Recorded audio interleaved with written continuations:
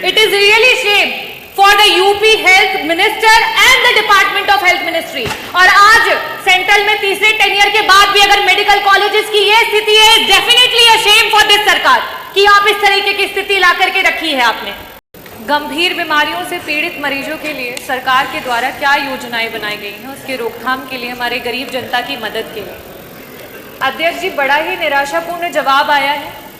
मुझे ऐसा प्रतीत होता है कि जब जब सत्र में पिछले 2.5 वर्षों में आपके विभाग के द्वारा जब भी प्रश्न पूछे गए हैं तो आपका एक सेम आंसर है कि हमने इतने जिला अस्पताल, इतने मेडिकल कॉलेज, इतनी डायलिसिस की मशीन, इतने एम्बुलेंस।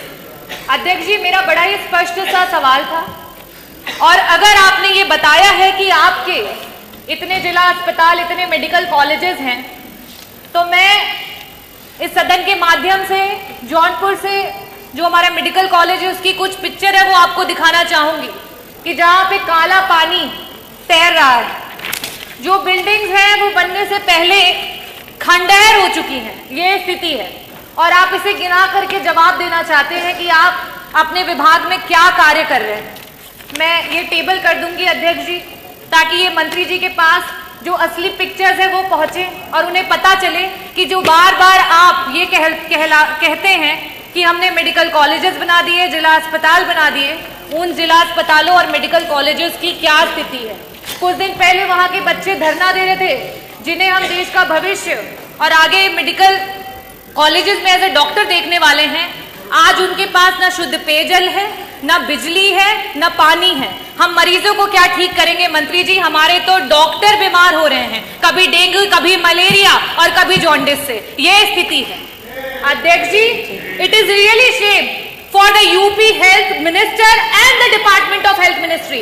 और आज सेंट्रल में तीसरे टेनियर के बाद भी अगर मेडिकल कॉलेजेस की ये स्थिति है, definitely a shame for this सरकार कि आप इस तरीके की स्थिति ला करके रखी है आपने। अध्यक्ष जी, जवाब में इन्हें ये देना चाहिए था कि गंभीर बीमारियों के लिए जो हमारे डॉक्टर्स होते हैं, चाहे वो पैलिएटिव मेडिसिन के डॉक्टर्स हों, चाहे आपके ऑन्को सर्जन्स हो, ऑन्कोलॉजिस्ट हो, गायनेकोलॉजिस्ट हो, न्यूरो एनेस्थीसिया डिपार्टमेंट के डॉक्टर्स हो, चाहे आपके कार्डियो सर्जन्स हो, सीटीवीएस के सर्जन्स हो, आपने कितने डॉक्टर्स को बढ़ा, कितने डॉक्टर्स को आपने बढ़ाया?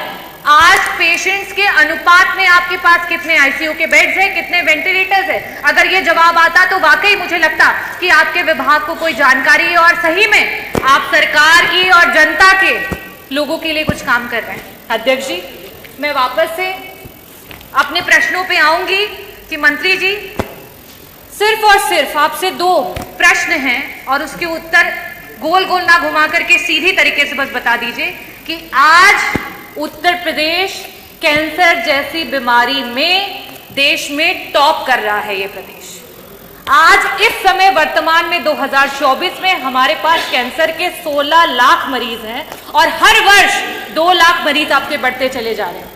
और इन गरीब मरीजों के पास ना तो पैसा है इलाज कराने के लिए और ना अस्पतालों में बेड्स। इन परिस्थितियों में अगर वो मरीज किसी प्राइवेट अस्पताल में जाता है, बड़ा बड़ा एस्टिमेट मिलता है।